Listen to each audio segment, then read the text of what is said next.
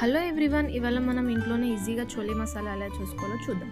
దానికి ఫస్ట్ ఒక 5 to 6 hours నానబెట్టిన శనగలని, దాంతో పాటు ఒక 2 cups of water, whole ingredient masala, ఇంకా 1 టేబుల్ స్పూన్ ఆఫ్ టీ పౌడర్ని ఒక కాటన్ క్లాత్లో కట్టి ఒక 5 to 6 విజిల్స్ వచ్చే వరకు పెట్టుకోండి.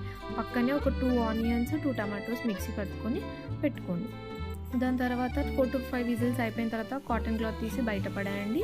పక్కనే ఒక ప్యాన్ పెట్టుకొని ప్యాన్ హీట్ అయిన తర్వాతకి సరిపోయినంత ఆయిల్ వేసుకోండి. కర్రీని బట్టి ఒక 2 to 3 స్పూన్స్ ఆఫ్ ఆయిల్ అయితే సరిపోతుంది.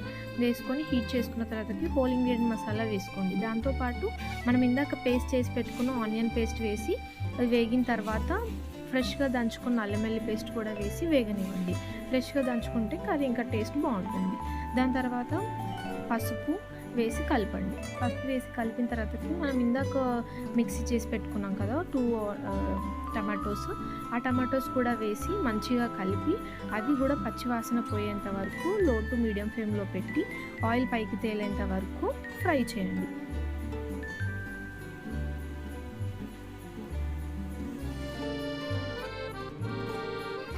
ఈ టైం గ్యాప్లో హోల్ ఇంగ్రీడియంట్ మసాలా ఒక చిన్న కడాయిలో కానీ ప్యాన్లో కానీ వేయించుకొని మిక్సీ పట్టుకొని పౌడర్ చేసుకొని పెట్టుకోండి.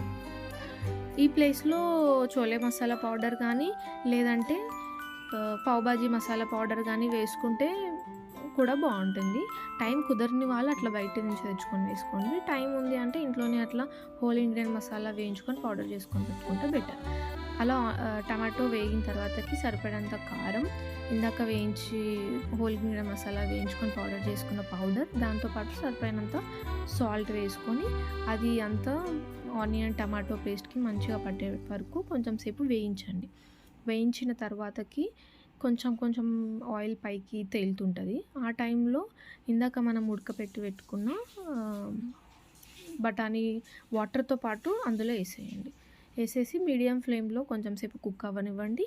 కుక్ అయిన తర్వాత కొంచెం స్మాష్ చేయండి. స్మాష్ చేస్తే ఆ బఠానీ కొంచెం స్మాష్ అయ్యి గ్రేవీ థిక్గా వస్తుంది. టెక్స్చర్ కూడా బాగుంటుంది.